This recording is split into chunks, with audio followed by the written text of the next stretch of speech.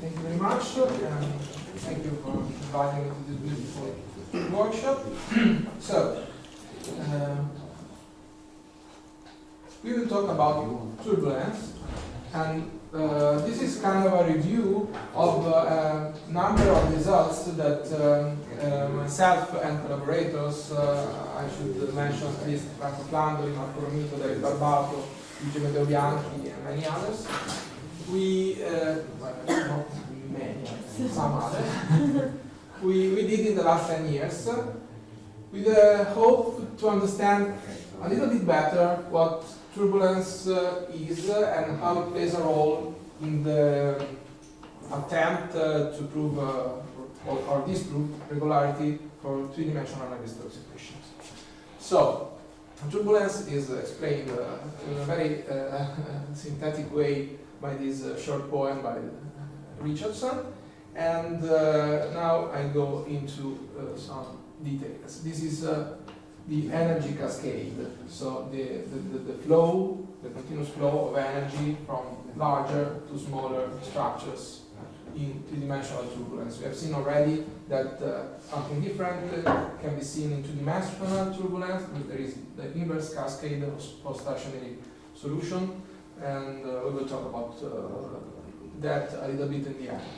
So, these are the main equations we are working with, so Navier-Stokes and Euler equations, and of course everybody knows about them, but we want to study the real Navier-Stokes and Euler equation. We try to understand turbulence through some toy models, which are called shell models of turbulence. There are quite several shell models of turbulence, and I will talk about some of them today. These are some deterministic dynamical systems. This talk will be mostly deterministic. There will be some stochastics here and there, but not much. So, these are kind of the basic model, which I will often call the dyadic, and was proposed the first time, I think, recently by Karsten Pavlovich in 2004, but there were previous older papers, for example, some Novikov in the 60s. Anyway, these are idealized models and simplified, and they are engineered in such a way to build an energy cascade. Okay? So I can tell you the story. It was maybe 10 years ago. Francesco told us, his collaborators, that it would be really nice to find a simple quadratic model that would push the energy toward the higher components. And so I came up with this one, and then we found that it was already very well known and had name and literature and everything. But still, we started with this one. So let me explain a little bit this equation, which is the basic. So we have, let me see, okay. We have components, xn. In the index is the positive integers, so we have infinitely many components. And these components represent the activation, so kind of an energy. I would say that xn square is kind of an energy of smaller and smaller structures as n grows. And the differential equation is nearest neighbor. You see that the xn depends on the previous and on the following shells. We call shells these structures for now. And then we see that there are coefficients which are very realistic and which are the real problem. This system would be quite easy if it weren't for these coefficients. You see, these grow exponentially fast. And to be more precise, when you have three-dimensional Navier-Stokes in mind, you should set kn equal to the n, and this alpha 5/2. This 5 comes because it should be 1 plus d/2. So this alpha is 2 in dimension 2, and it is 5 over 2 in dimension 3. And this is the Laplacian, so if you are doing a viscous system, you put a positive nu, and if you're doing an inviscid, you're thinking about Euler, then you get rid of this term by putting nu equal to 0. So, there are several models. That one was the dyadic. You see, for example, these two are the most important from a numerical point of view because they show they are quite realistic in their statistics and what you simulate in the energy spectrum is a little bit more like real Navier-Stokes, three-dimensional Navier-Stokes. So you see basically there is always the Laplacian, and then nearest neighbor, or maybe you go to second component far, and these are also complex, but basically they are quite similar. And then there are other models, we will see them in a moment, or maybe in half an hour, which are not indexed by the positive integers, as this is the one before, but on a tree. So we have a tree, regular tree of indexes, and so that each node j interacts with its father, j bar, and with its children. O is the set of the offspring of node j.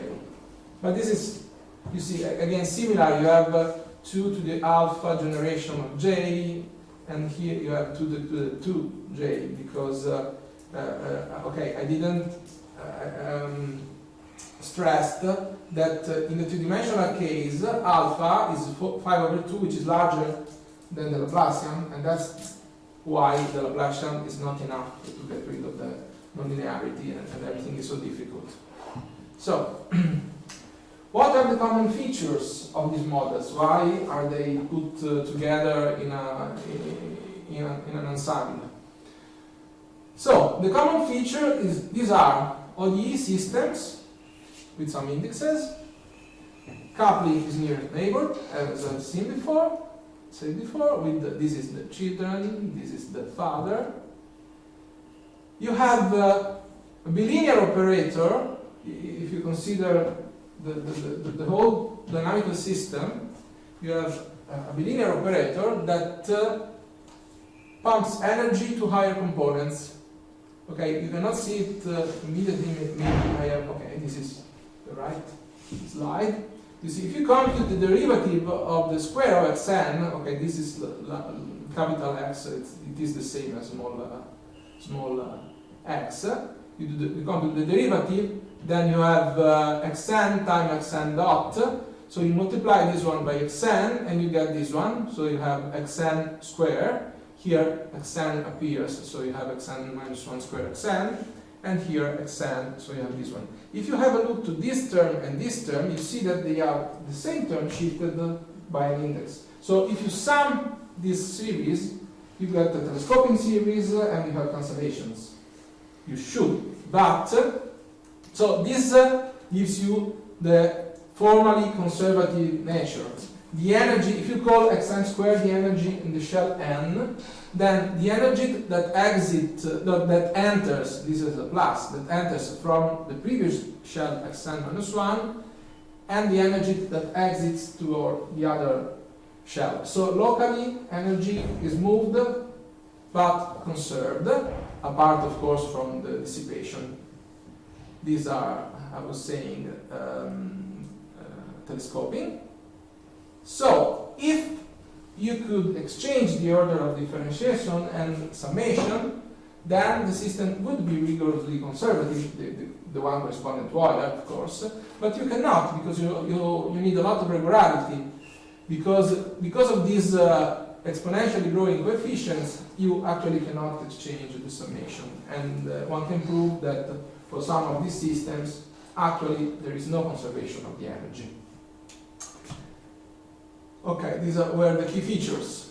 Then, some words. Excuse me. Yeah. Can you quickly go back? You say that if you sum, you get 0. Did you say something like that? Okay, if you don't have the dissipation, because we will see it in a moment, but so you have energy that flows from larger structures to smaller structures, and it becomes really fast because of the exponential growing coefficients.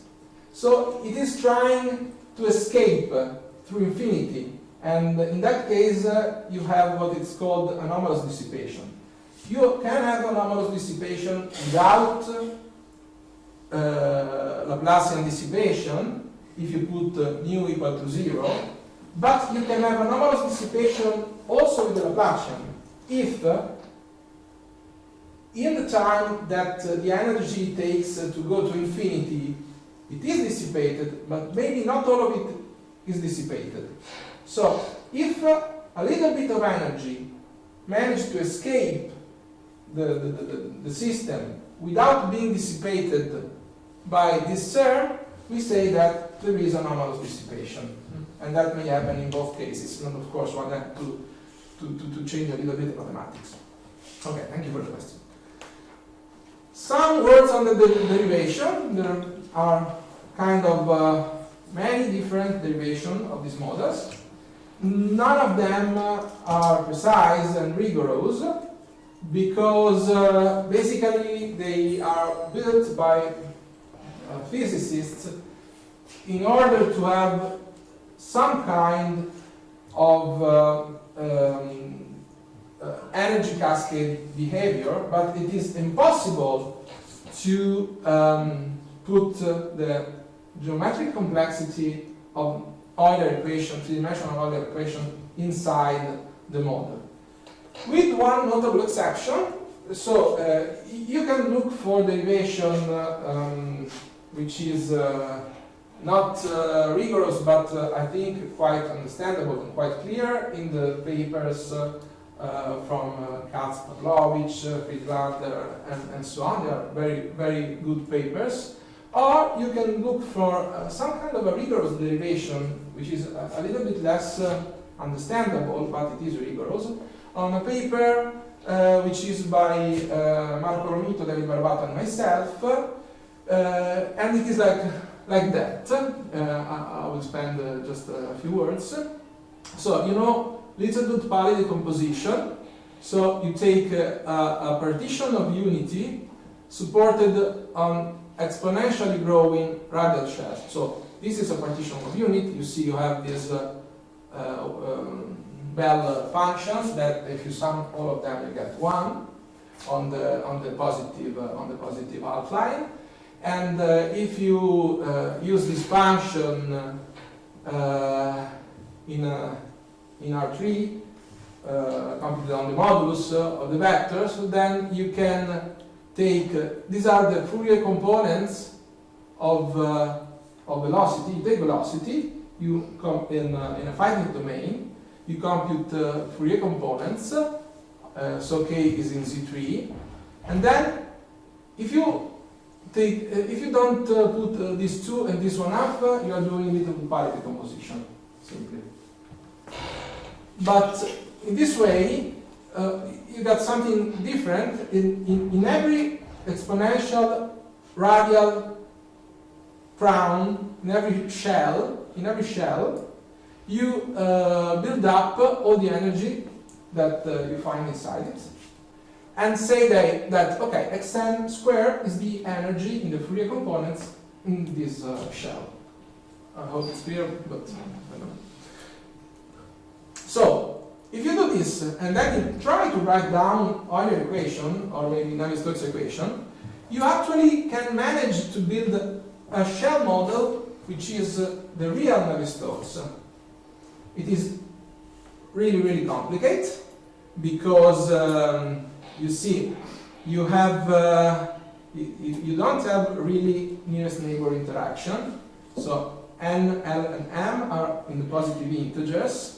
But xn interacts with the L and M, which are, okay, in a smaller set than n squared.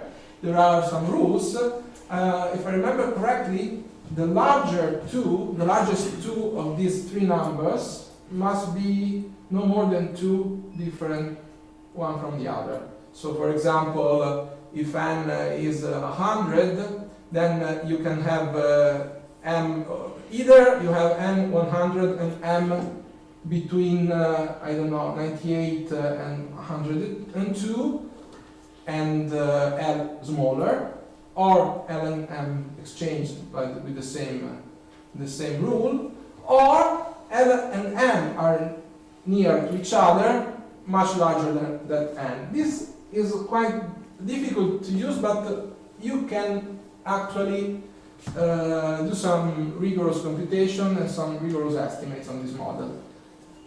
Anyway, and of course the coefficients depend on the factor Tm, T, this is difficult to write down. What is Tm? It's not easy? No, it is not. It's not very easy. It is much easier than this one, but still it is a little bit complicated. I don't remember very well this factor. This one I know it appears 2 to the 5 over 2 times the smallest of this one. So it's okay. Anyway, you can have many different derivations. And if you want to be realistic, you got a complicated nonlinear interaction. And if you want just to have a toy model, you choose the one you like. Okay, shortcomings. The only model that has been studied really thoroughly is the dyadic, because it has good properties that are maybe not very meaningful to the two-dimensional cascade of energy, but still you can use them to prove something. So implicit dyadic is well posed, even implicit dyadic is well posed, with global existence and uniqueness, but I must say only if you start from a positive solution, positive initial condition. So you have to take an initial condition with all components positive, or most components positive, and then you have global existence and uniqueness. Global existence you have anyway. What you lose if you start with negative components is uniqueness, which is not true for the model in general. Sorry again, so the global existence is for which initial data, in which space? Well, for two initial data, but also you can take also larger spaces, h-1, it's okay, but even larger, I think.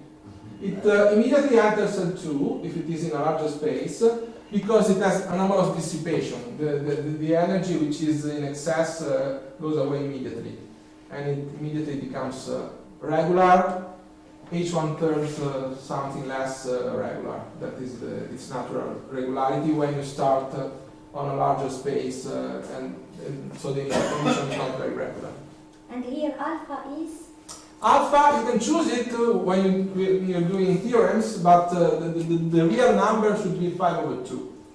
If you are interested in three-dimensional energy cascade. So, and it has regularity blow up. What I mean is that you have anomalous dissipation, the energy goes down, so you start with finite energy, or even infinite energy, but suppose you're starting with a regular initial condition, finite energy, the energy, at the beginning it stays like this because the solution, it is initially regular, then there is a blow up in the h1/3 topology, and anomalous dissipation occurs. So let me just tell what is the HS in this setting. It is quite natural. You simply do a weighted 2 norm, like it is inspired by the derivation from Fourier components, of course. And okay, many papers that work on this model. Many things were proved. There is, if you put a forcing term on the first component, there is a global attractor, and we have similar solution and everything. Okay, just a few words on the stochastic models. Some stochastic models have been proposed. Of course, you lose positivity, so basically you should lose uniqueness. But if you use the right noise, you can recover uniqueness. So this is the most basic noise that you can put to any shell model. It's a Stratonovich linear multiplicative noise with which is built in such a way that through a Gear-Sum transform you can absorb the nonlinear part inside the linear part and then stabilize it, and you can prove well-posedness on the Gear-Sum transform system, and then take back some results. So you have weak global solution with uniqueness in low. You have still anomalous dissipation and blow up in the topology where energy is conserved, and it is faster because while the nonlinear system, deterministic nonlinear system, has a polynomial order of dissipation, say, energy goes down like 1 over t to the square. When you do this stochastic model, as soon as you absorb the nonlinearity in the linear system, you get some kind of a Markov dynamics, and so the dissipation must be exponential, of course, cannot be anything else. Okay. And also additive noise was done by Marco Romito 6 years ago, and one can prove well-posedness and regularity in the case where you put the viscosity.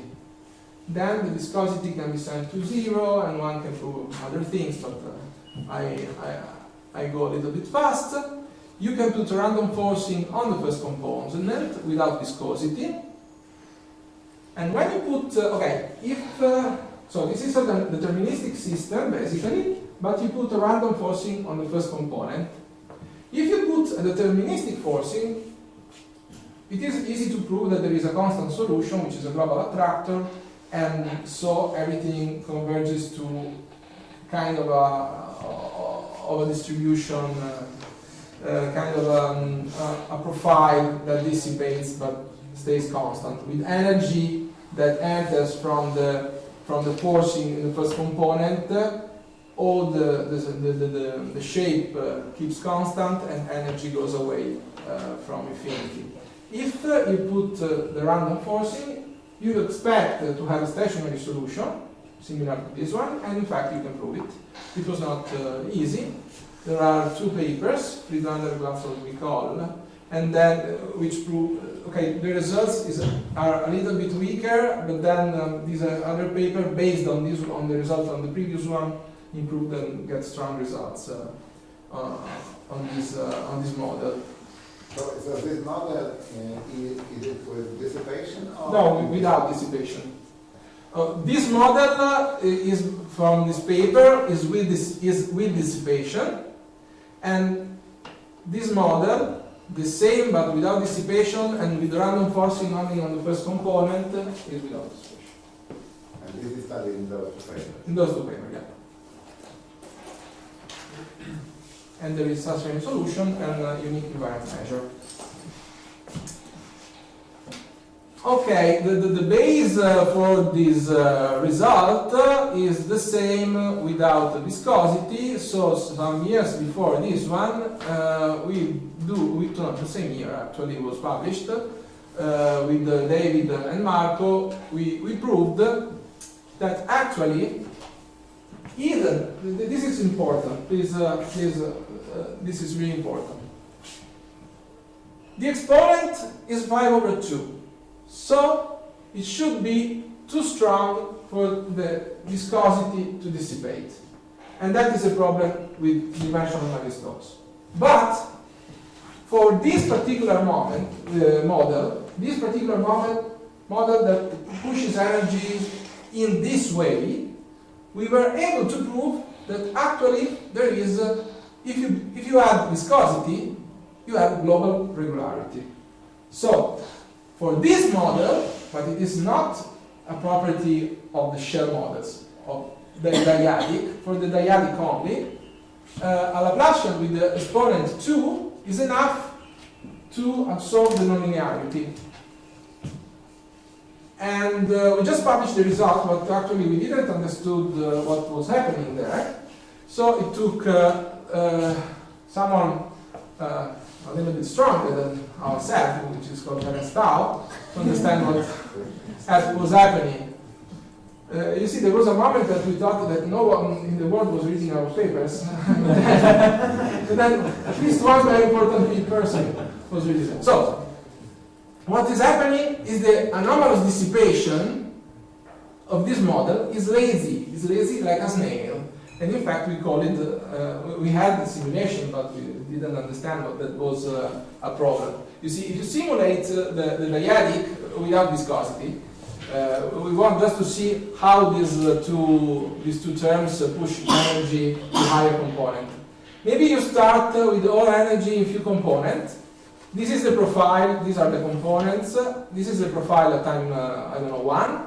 And then after some time, you see the energy is moving to higher components and it builds this peculiar shape like a snail. And then the head of the snail grows, I'm sorry, I don't have a movie, grows like that, and then suddenly the head of the snail went to infinity, and you get this shape, and then you cannot simulate it anymore because all components are active and you have a blowout. So, this is what's happening. You see, you don't have a bump of activation that goes to infinity staying together. You have something that spreads, and while it spreads, its value here are lower than they could be if it was compact, and so it is not as fast as it could be, and the dissipation wins. So what Terence understood is that if you want to make the nonlinearity win in a shell model, you must build some kind of soliton, not let the energy goes like this. And so, let's now modify the viscous dyadic to show that the soliton could develop. So he was kind of, he engineered a solution. So he built a shell model that was meant to resemble an electrical circuit with gates, with actual transistors. So he actually put this small chart, this small plot in the paper, and said, okay, simply think that when energy comes here, this activates a little bit with a trickle of energy, and then after some time this activates, and then this open a gate here, and the energy goes. So basically, this is really mechanical construction. You see, when it needs a large constant, it puts k to the 10, like a big number, you know. And it works. You can prove that this is what happens. So you are seeing here a superimposition of different times, of different energy profiles of different components. And so he got the soliton. He basically had to put a delay in the dynamics to make it faster. You put a delay, you make it like that energy can accumulate on a component because it abruptly goes to the next one. And this accelerates things enough that you get anomalous dissipation, and you use all the 5/2 exponent. And what's the purpose of doing this horrible thing that is 80 pages long? Well, this work clarified that you cannot prove regularity of Navier-Stokes with bounds on spaces. I have written here. It is not possible to establish global regularity by any abstract approach which only uses upper bound function space estimates on the nonlinear part of the equation, because those kind of bounds cannot even make a distinction between the real Navier-Stokes and tau model. So tau model disproves any attempt to prove regularity of Navier-Stokes, which cannot distinguish between itself and the true Navier-Stokes. And this is really, really important and difficult because there was a very difficult proof that came up in those years, or tentative proof of regularity, and it was kind of, okay, it is simply possible because it's not the one who's doing this proof. I'm sorry, I don't remember who I'm talking about, but it was impossible, and so since no one was convinced, the Tao built up these things and published the paper. And so, okay, this is cannot be done. What can be done, at most, is this: to recover global regularity with those kind of abstract methods. The dissipation given by the Laplacian is not enough. You have to put 1/2 derivative more, so you have to have the same exponent, but a little bit less is okay. You can have a logarithmic correction. So, this is hyper-dissipative, subcritical hyper-dissipative Navier-Stokes equation. So instead of the Laplacian, you put the Fourier multiplier, which is kind of a Laplacian, but you have 5/2, and then you have a small GK. This GK is a logarithmic correction that says that actually 5/2 is much, much more than you need. You can have something that goes to 0, not too fast. It cannot be, for example, k to the minus epsilon, because this thing divided by s and integrated has to be infinite. And this is an if and only if. This is actually the condition, the sharp condition, if you want to prove regularity only using these kind of methods. And in fact, it was possible to use our shell model, the realistic one, the one which actually had Navier-Stokes inside, to have a detailed control of the energy flow and prove this theorem.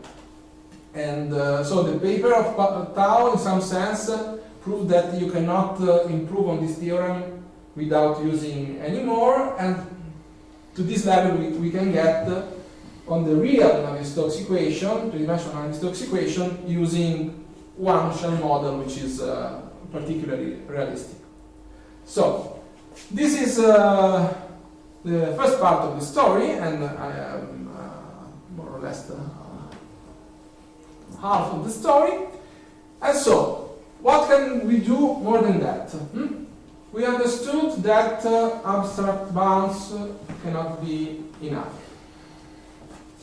But then, if you look to the proof of this theorem in this paper, a part which is kind of difficult to follow, but in every inequality, we always consider worst case scenario. So, in this case, the worst case is this. In this case, the worst case is this. In this case, the worst case is this. And so you come up with this 5/2. Question is this: if almost all energy inside a shell, if you want to have 5/2, the energy inside a shell cannot be uniformly or even kind of evenly distributed. It must be concentrated in such a way to build something that pushes energy to some few components of the next shell. Kind of like the machine engineered by Tao. You have to build something peculiar if you want to keep this 5/2 exponent while pushing energy from shell to shell. Otherwise, you kind of get of the lazy snail of before. If you're not able to stay compact, then maybe 5/2 is not the right exponent, because that's a worst case scenario. So, but this nightmarish inhomogeneity might be unrealistic, but some of it shows up. Because actually, when you look to the simulation and to the experiments, physical experiments on turbulence, you see that the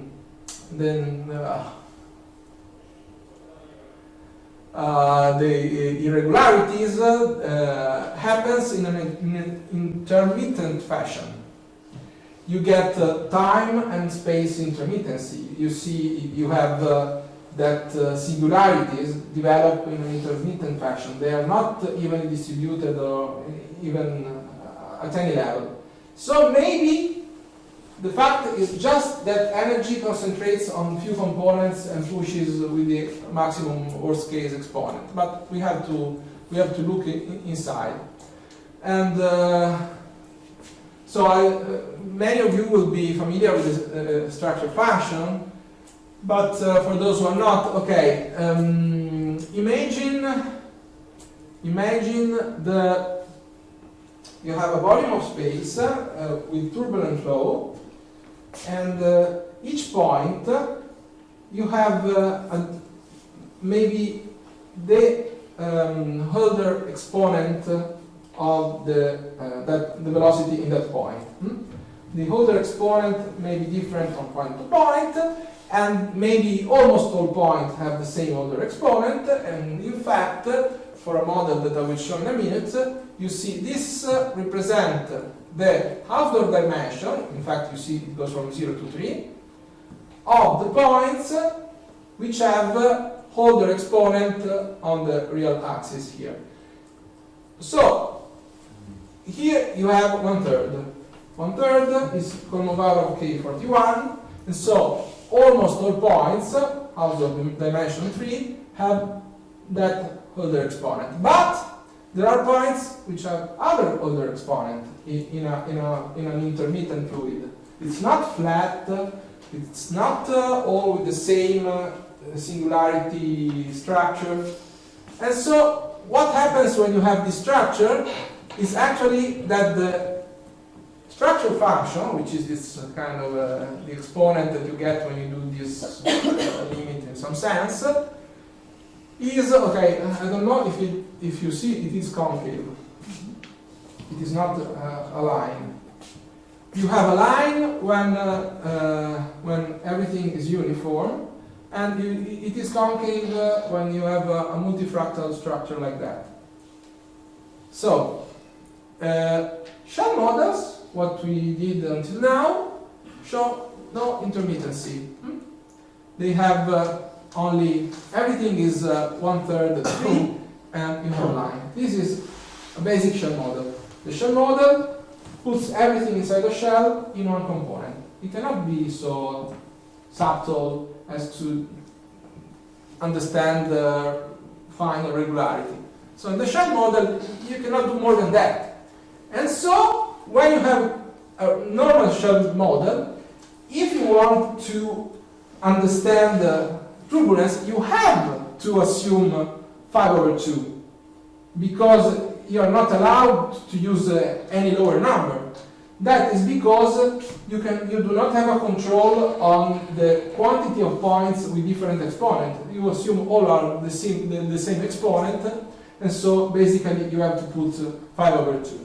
So, to improve regularity, we have to look inside the shell and open up them and see what happens to the single components. We don't do that in Fourier space, we do that in wavelet space, sort of. We build other kinds of toy models, which are again shell models of turbulence, sort of, but are indexed by the tree. We have seen the equation at the beginning. So, shell model on a tree. We reintroduced the implicit tree dyadic, which was the original Kaspar-Pavlovich model, but then they immediately put everything from a generation of the tree inside one shell and went from a tree to the positive integer. So, the equation is like this.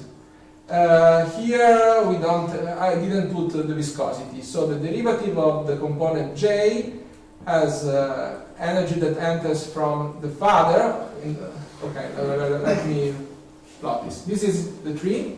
Actually, if you are thinking of solving the problem in dimension D, each node should have 2 to the d child, but in the plot, of course, I put only two children for every node. So what you get? Consider the component j, which is this one. It has energy that enters from the father, j bar, and then it puts energy on the children, or j. This equation is formally conservative exactly as before. And the dynamics is a little bit more complicated, of course. This is the same system written again. And, okay, this system has a realistic solution. Does this system have a realistic solution in which the singularity is developed in a non-uniform but not too concentrated way? That would be really, really important to understand, but it is too difficult.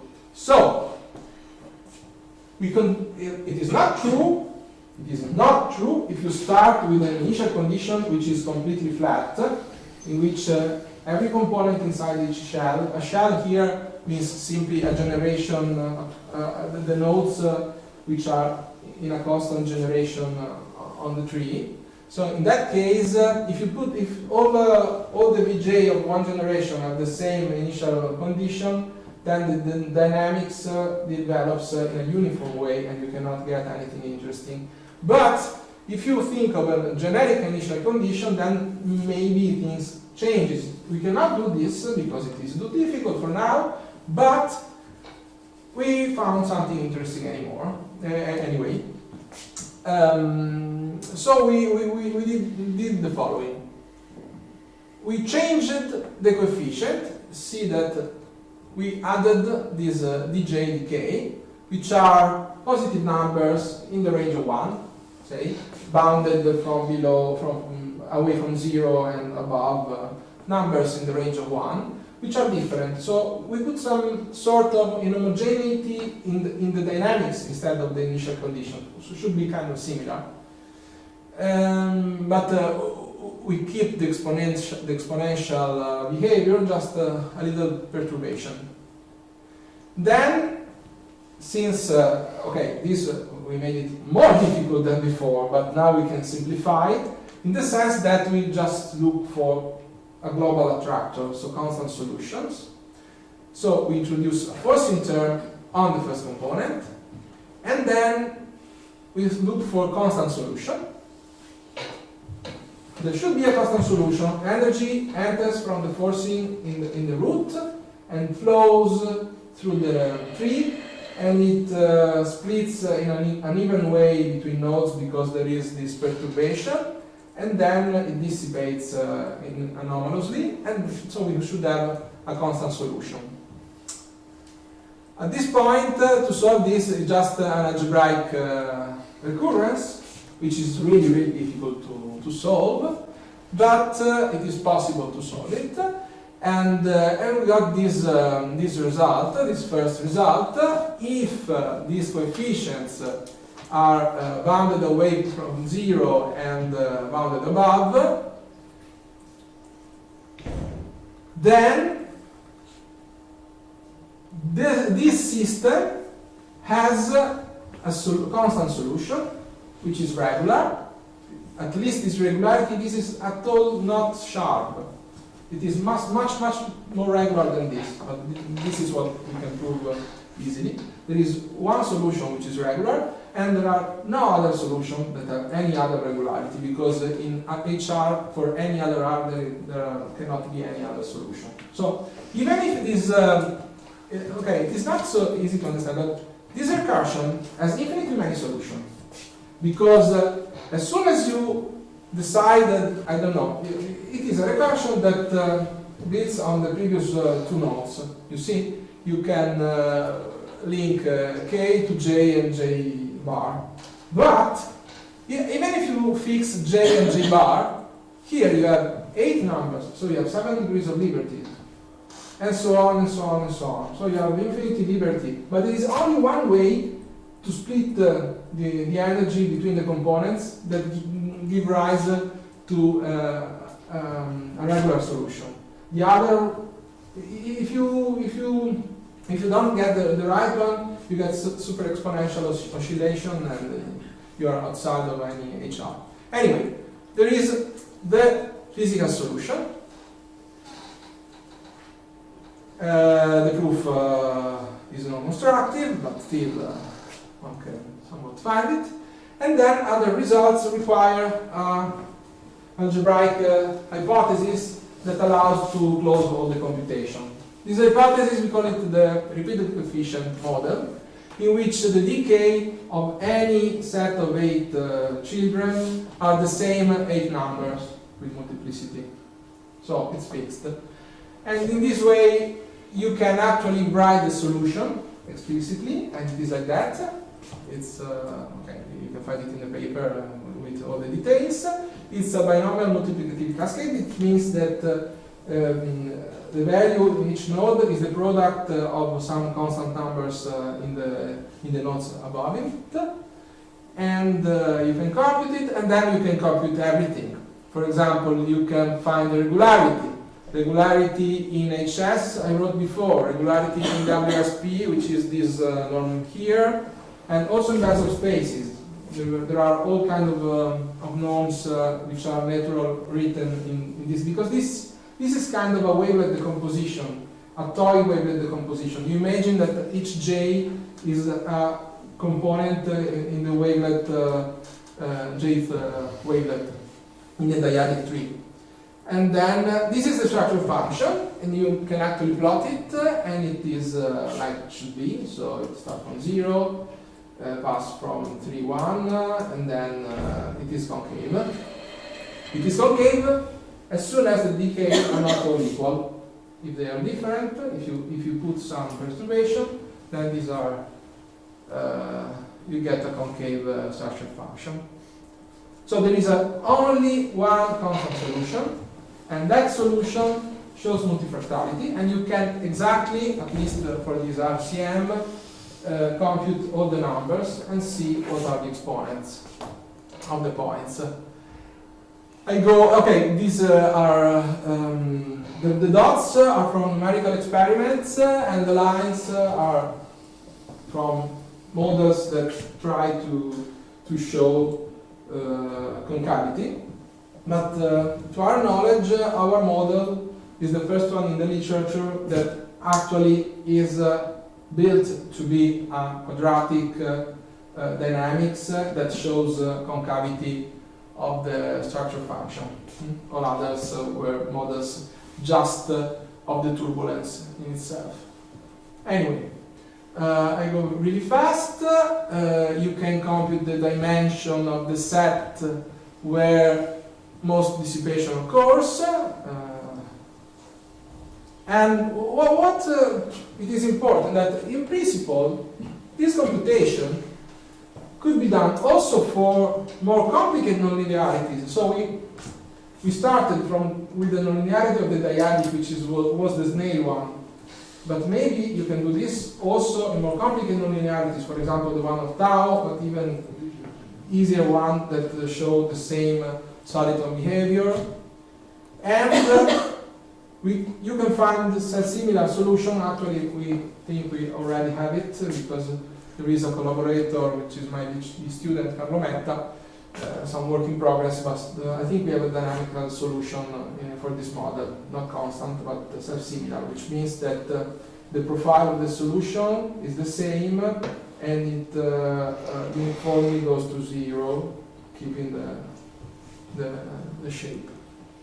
And then in the last year we built something similar for the inverse cascade. So you can model the inverse cascade if you use a nonlinearity which pulls energy from higher to lower components. So you simply put the square here and the product here. This model is called Obukov model. It's quite old, and we actually thought that it was not so very useful before thinking about inverse cascade, because if you start dynamics with finite energy here, then since the energy goes to larger structures, to smaller components, it is very regular. Nothing strange happens.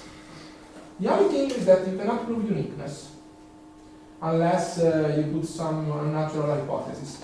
And the reason is, we understood very lately, that there are other solutions, infinitely many, when energy comes from infinity and suddenly appears.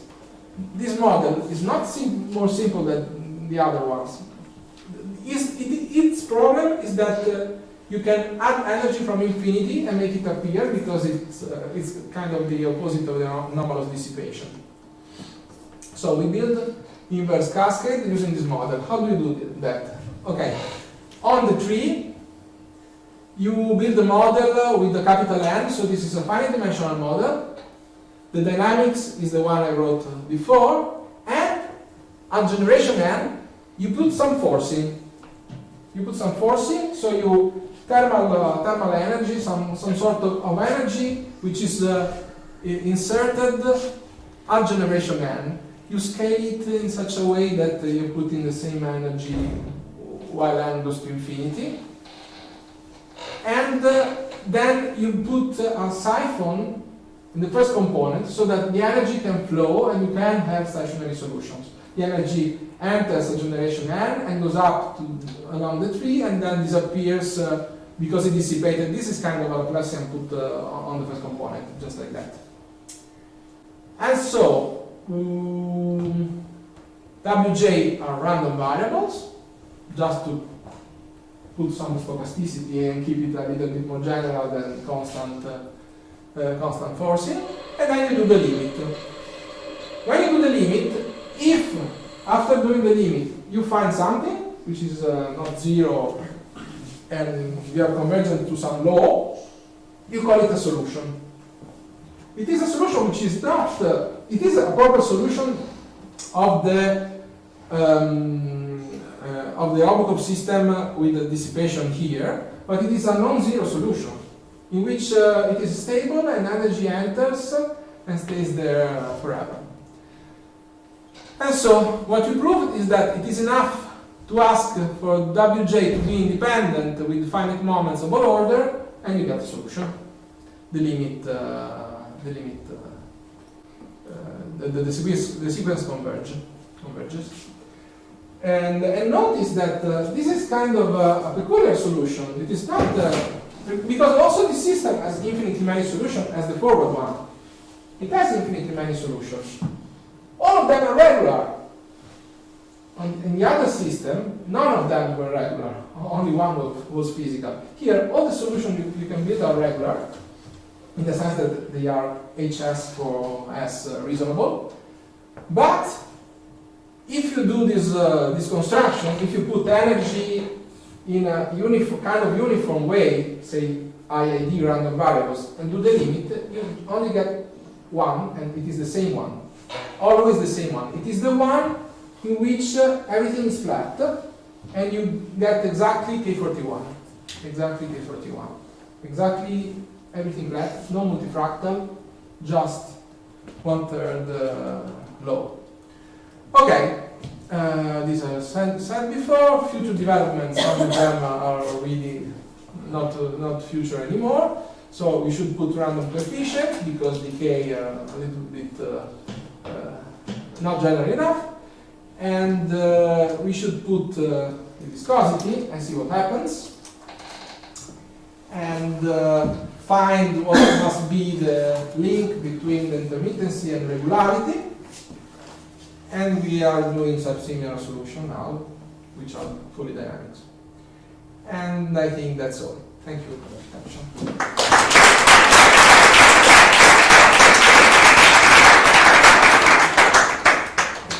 Thank you very much. Are there any questions? About the self-similarity assumption you're making now. So what is the idea? Self-similar solutions are, okay, you can build them in any system. So for example, the one for the basic dyadic, you suppose that there are coefficients depending on n times a function depending on t. So basically, if one thinks about the graph, the plot, you have n, you have a shape which is an, and it moves all together. And what you find is that by the scaling argument, phi t must be 1 over t minus t0 or plus t0 for all these models. Must be like that. And then you get a recurrence for the AM. Okay, so but this is to circumvent some obstruction in your analysis because I mean some similarity and whether this is feasible, especially when do you have viscosity in what you're doing when you do self-similar? No, when you do self-similar solution, you don't have viscosity. Exactly. Okay, because as soon as you put viscosity, it starts to. Yes, it's impossible. Well, you could. Well, you could do it, but physically, it's not clear what sense. No. To that. In fact, to have a self-similar with viscosity, you should also the forcing should be a function of time. Then you could get self-similar with viscosity, which is not very physical still.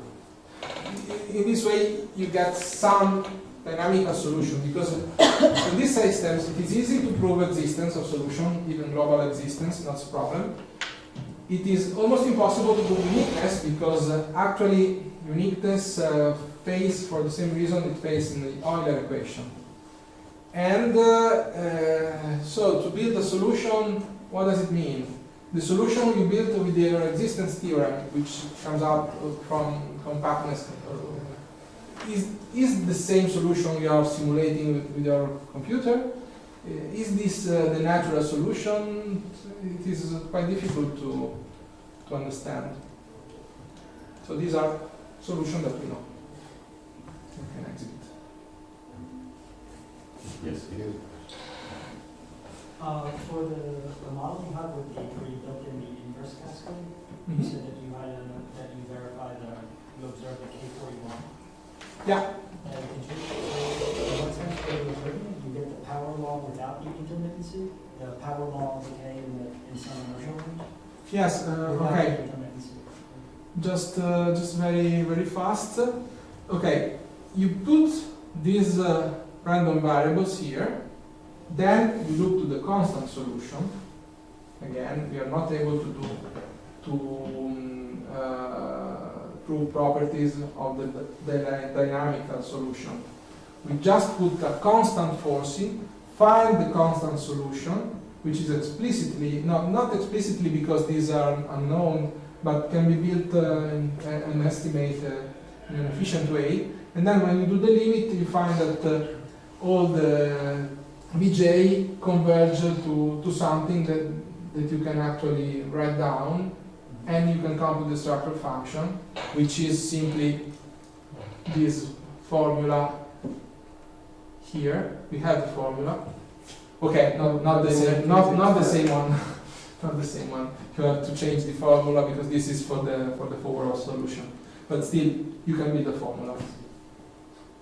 And when in that inverse cascade model, did you also look at when you change the scaling to scale like 2D? Okay, it doesn't depend on the dimension, and the reason is that to get the inverse cascade, we didn't put d equal to 2. To get the inverse cascade, we inverted the nonlinearity such a way that we built a dynamics that was an inverse cascade.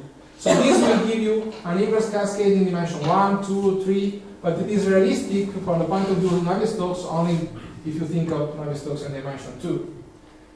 I didn't say that, but you see, this nonlinearity of Abukov and the other nonlinearity of dyadic Novikov, you can put them together and build a mixed model, which is studied in the literature, and it is much more difficult, and it develops solitones, and it is almost as complex as the full Euler equation. So what we think is that the fluid dynamics is kind of mixed shell model with energy that goes and comes back, and in dimension 2 maybe what you see macroscopically is Abukov, and in dimension 3 what you see macroscopically is dyadic, also pushed, not even dyadic, because you have solitons, so like tau. Regarding the energy, so you started by observing something about the energy dissipation and the 5/4 scaling. Yeah. So in these toy models, can you actually see this scaling? This is something that I didn't get. Probably you said. Yes, yes. You can see the 5/4. Yes, the 5/4 is everywhere. It's very difficult to escape the 5/4. Without Okay. logarithmic correction. Without logarithmic correction. You see, shell models do not show intermittency. The stationary solution represent always monofractal. It's always like this.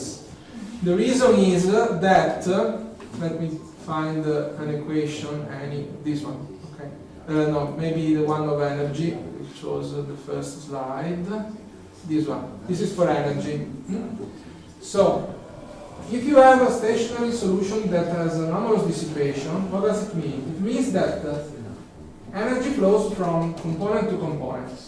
And to keep it stationary, the same amount of energy must go from n to n plus 1, and from n plus 1 to n plus 2 in the same time. So basically, this term and this term must be of the same order.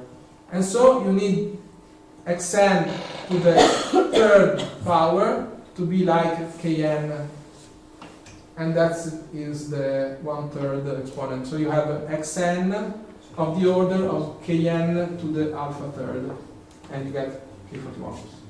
That's the reason why you get it. And then you observe that you do a sort of little pay, but you put the square to imitate like energy at each dyadic. Yes, that is one way of deriving this kind of models. One way of. Right, and is it very different than considering a little baby without? Well, it is different because it is not linear. You cannot recover the original function from the Littlewood-Paley decomposition. So you're losing information. Littlewood-Paley is used for the n shell models. Not for the tree. Basically, maybe a plot will be better. You have your Fourier components, and then you sum up over shells Concentrics. the energy. You sum up the energy so that each shell has the energy of the corresponding components. Okay. Then you don't do this like this, but in a more